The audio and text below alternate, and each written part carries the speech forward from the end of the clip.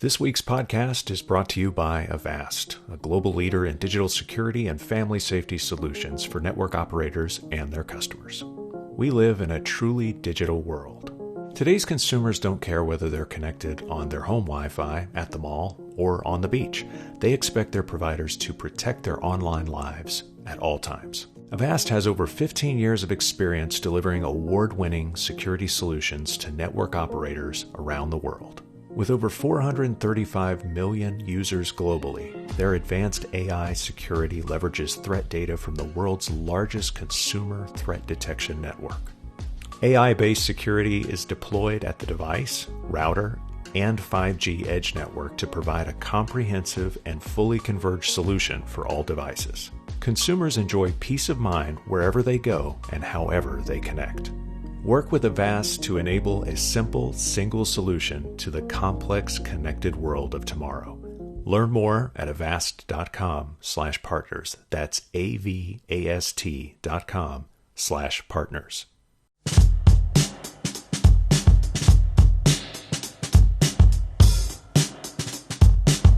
Welcome to the Light Reading Podcast. I'm Phil Harvey.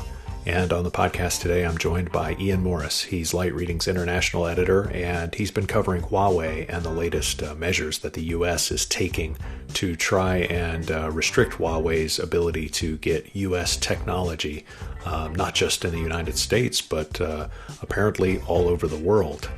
So we'll cover that. We'll also do a bit of scene setting by reviewing what's happened with Huawei and the U.S. entity list. And also, we'll talk about how the Chinese government might respond and how this might affect Apple and all kinds of other tech companies as well. So a lot to unpack here. It's the U.S. versus Huawei round, 15, something like that. And that's all coming up right after the break.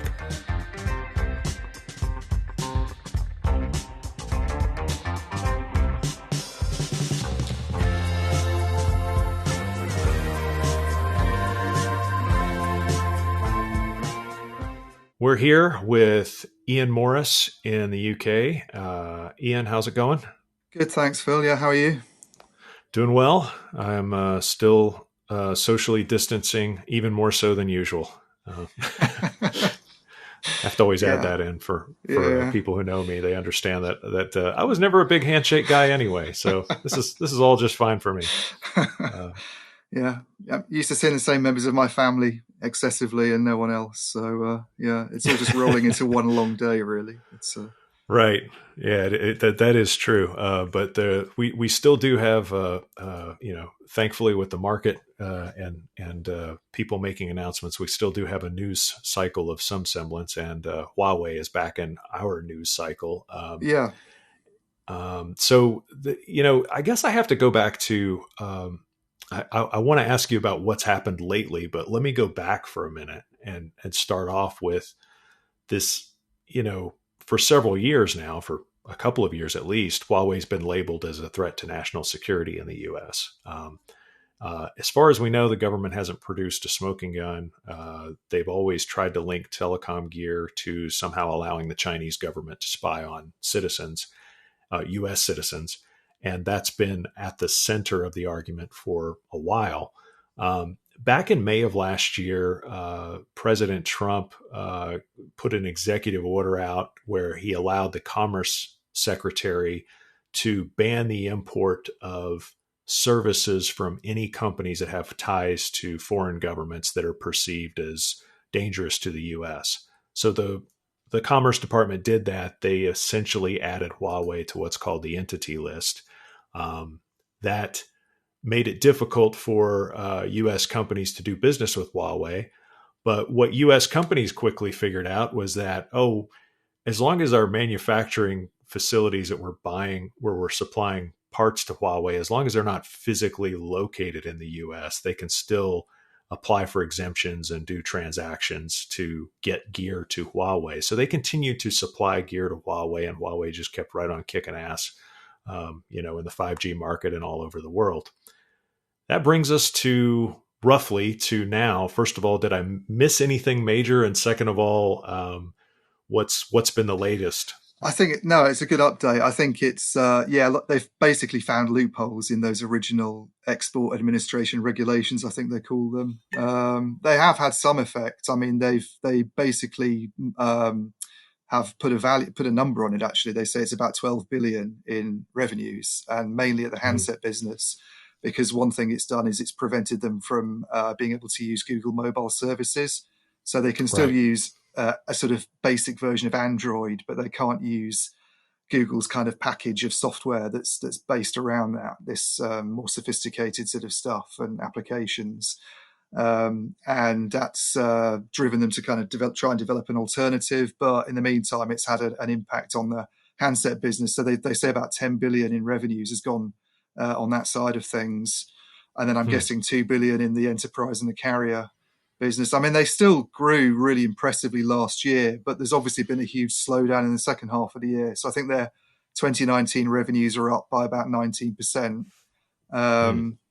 And then you can sort of see what's going on if you look at the results for the first 3 months of this year when they were up by 1%. Now, obviously, it's not been a very good start to the year. We've had all sorts of other nastiness going on, but it's still a really big slowdown. I think this time last year they reported about 30% growth, something like that, on that level. So it's seen a much sharper slowdown than companies like Ericsson and Nokia, which have always been pretty sluggish in the last few years.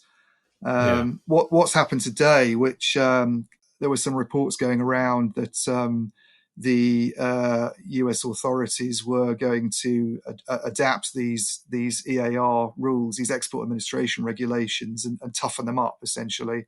And then there's a statement out today. No, I think this is late Friday as well, actually, from the Commerce Department saying that the rules you just described, which stopped Huawei from being able to access technology made in the US, will now mean they can't access technology that has any kind of US involvement at all. So even if the US has something to do with the kind of manufacturing processes that are being used to churn out chips, then Right. then they won't be able to get hold of this. So what it means is it affects companies like TSMC, massive Taiwanese foundry, the biggest one in the world, supplies Yeah. chips to loads of firms. I think its biggest customer is actually Apple, but its second Yeah. biggest is Huawei. And I think there's a couple of analyst companies that have done, have kind of gone through the numbers and tried to estimate what Huawei spent with it last year, and it looks like about $5 billion US dollars roughly. So it's a huge supplier to Huawei. It's got very, very sophisticated manufacturing processes, quite hard to replace.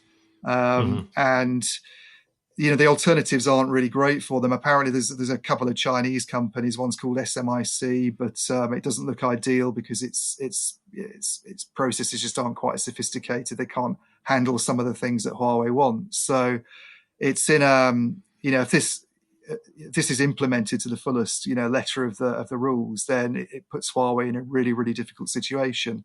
And when they had a call about it this morning, they're obviously sounding quite alarmed, a bit worried about what's going on, unwilling to kind Mm. of answer specific questions on it. We need to kind of look at what's going on. They've put a statement out, but they're basically saying we need to have a look at what this means for us.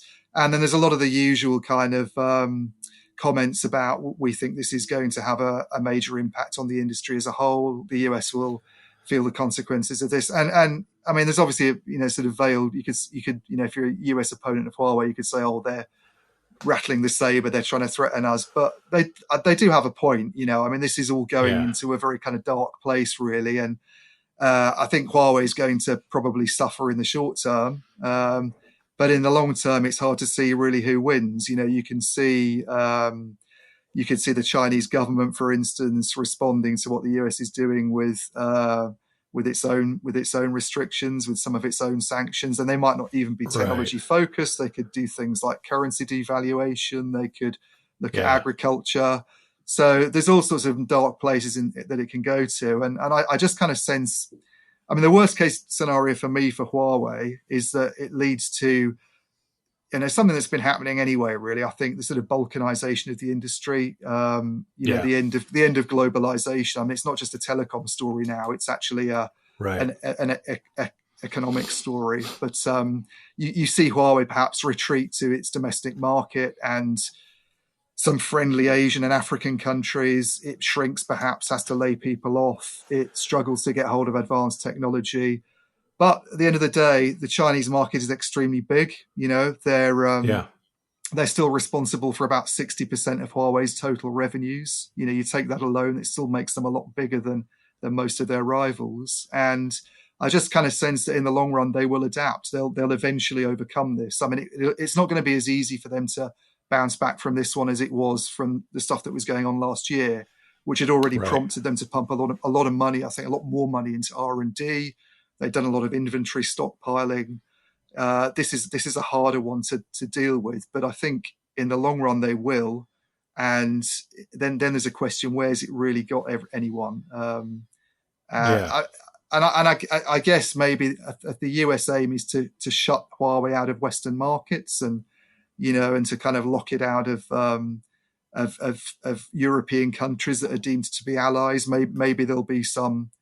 So I mean, there's a separate campaign going on there. Of course, there's constantly this pressure on European operators not to use Huawei, and there's not any sign that's relaxing either. So that's an interesting thing too. Is that for the U.S. it became not just keep them out of the U.S., but it became let's keep them out of all Western nations to the extent that we possibly can, and I think that's overshadowed. The security argument by a mile. It's certainly made it look like that security wasn't as big a deal as we thought. It's like obviously if they were worried about that, there were controls on that. The end of globalization is definitely a huge concern, and I think that even the U.S. understands that to some degree, because they're also at the same time saying that they'll continue unless they've changed since I think it was since last week. The U.S. is still allowed to talk to Huawei about 5G standards, right? Or review each other's contributions and things like that on the standards bodies, because that's the other thing that I fear might happen is this balkanization where a 5G phone only works in your home country and nowhere else. Yeah. Yeah, that's interesting. I mean, it's not something I spent time going over in my written coverage, but it was a subject of the press conference this morning, of the sort of press and analyst conference that they've had from China today. Interesting that they've cancelled all of the sessions they were planning to do. So they had about 2 days worth lined up, as they often do, of these round tables and discussions that I've been invited to get involved in, and we had one of our freelancers was going to cover some as well, but it's all been cancelled. So it was just this keynote this morning by I'm going to pronounce his name badly now, but Guo Ping, who's one of the rotating chairmen. And then everything else is off. And he did say he brought up the standards issue and obviously tried to link that to this, and said that the lesson of standardization over the last 20, 30 years has been that trying to develop your own standards and trying to regionalize doesn't work. The US went down this route, I think, for a while with things like CDMA. Round about the time that Europe was perceived to be something of a leader, I think, in telecom at the time. Companies like Ericsson and Nokia were flying high then, and certainly getting behind GSM and promoting, wideband CDMA, and everything seemed to work in their favor from an economies of scale aspect. And, even China, I think, was trying to do something unique and something homegrown on the 3G side with this weird system, TD-SCDMA, which they eventually abandoned. And, so 5G really is the first instance, I think. Perhaps, 4G, you still had that battle going on between LTE and WiMAX. Kind of computer industry's efforts, I guess, to try and disrupt telecom to some extent. But so if you take that into account, 5G is really the first time we've had, really, from the get-go, a single global standard. And now there's this concern that it could, before we get to 6G, start to break apart and everybody starts to go back to doing their own thing. And from an equipment maker's perspective, that's not really in anyone's interest, because we see how much these companies spend on R&D. We see how, the kind of resources you need really to do things at an economic cost. So scale is also a big the scale you need, exactly. So that's that's the other message they're trying to push, obviously, that they think this could all lead to a fairly nasty place on the standard side. Yeah, so that's on the kind of global telecom front. The next big concern of mine in general is the idea that the Chinese government simply gets involved and says, "Hey, you know what? If you're going to just regulate other companies and other countries, with your economic might, then we'll do the same." And they might stop buying as much U.S. product. They might. I mean, clearly tariffs don't work. So what levers the Chinese do have left would include throttling down agricultural purchases, Yeah. which would hurt Midwest farmers. Doing something to Apple or Microsoft. Yeah, I think Apple's really at risk because they still sell a lot of Yeah, iPhones. It's a massive market for them, and whenever it wobbles, whenever there's a problem, it always shows up in the headline figures. And they're sort of yeah, counting, I think, on that coming back after, China's supposedly over the worst of its virus. Things are open again, and you yeah, know, and that's cause for optimism for Apple if that market remains open to it. But if the Chinese decide you can't buy Apple smartphones anymore, then oh boy, that's a massive impact on one of the biggest US companies there is. So, and then yeah, Qualcomm, I guess, because Qualcomm's chips still, and we know Huawei's been trying to compete in that kind of area in its own devices, but yeah, Qualcomm chips still power a lot of smartphones that come out of China that are sold in right, China, including Apple devices. They had their run in with Qualcomm and looked like they were trying to move to Intel for a while, but that all seems to be done now. So that's another company that could be affected. So even just in the tech sector alone, there are things that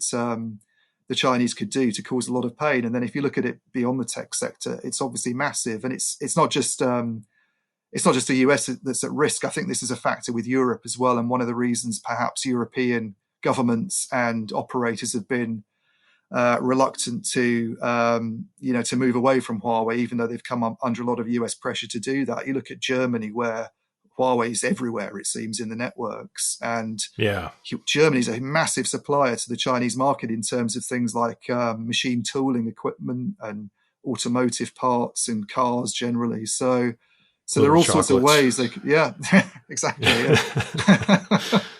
So yeah, Yeah, it's it's quite worrying where it could go. Yeah, yeah. That's the thing is they've so far the U.S. has picked a fight with Huawei, but now Huawei seems to be hinting that they're picking a fight with the entire country, and yeah.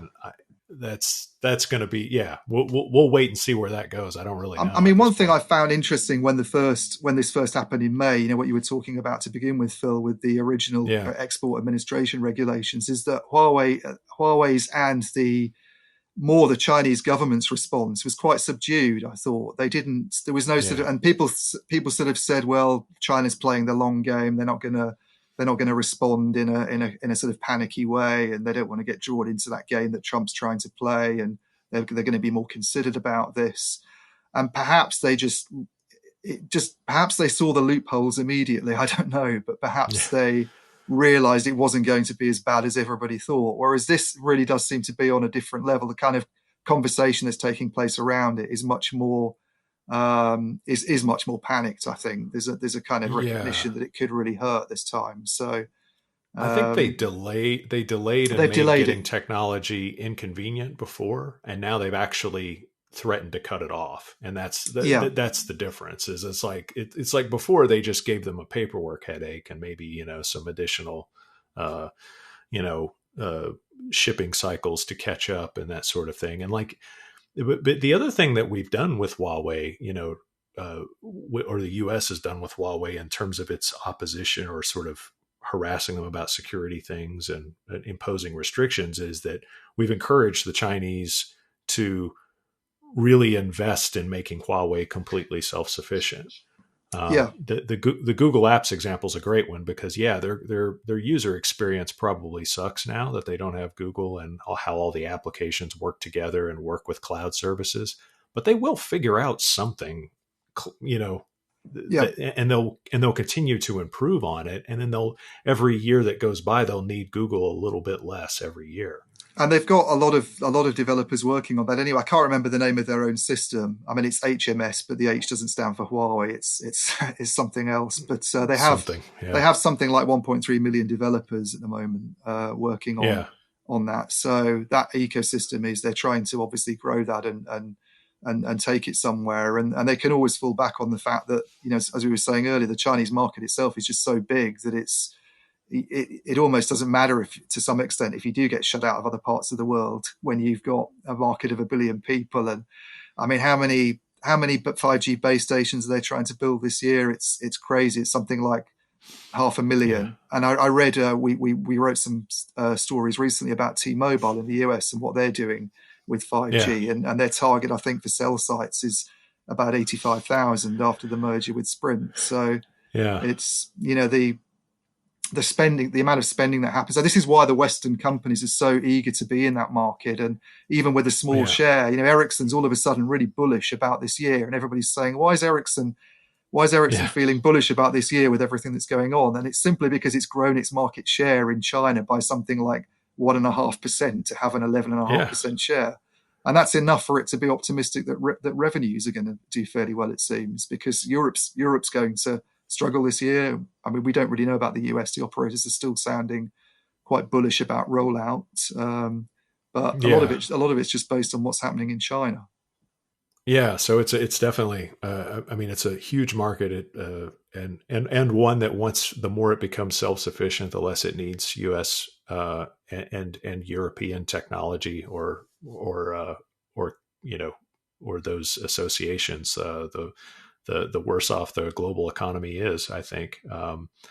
And let's leave it there for now. I think we've covered this thoroughly, but we'll get back in touch as soon as we figure out what the next step is in this whole mess. I think one thing we should note maybe before we go, fellas, that it's I think it's 120 days before it comes into effect. So there is a long period, and I know everybody's said in the past when these things have done, maybe this is some kind of bargaining chip, it's some kind of bargaining move, and they're trying to get some concessions out of China. And at the moment, it's hard to see that being the case because they just keep pushing on with tougher and tougher measures. And any kind of extension that gets made is really just a sort of sop to US companies, I think, to stop them from feeling too much pain at first. But it really does look like they're absolutely determined to try and bring this company to its knees.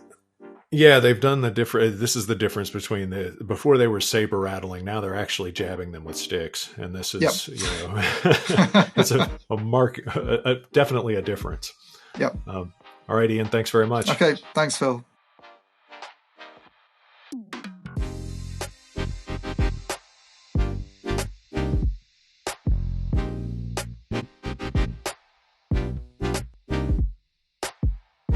I want to thank Avast for sponsoring this week's podcast. Smart Life, a fully converged solution for digital security, is deployed at the device, router, and 5G edge network perimeter, enabling their award-winning security solutions to protect your customers' entire digital lives.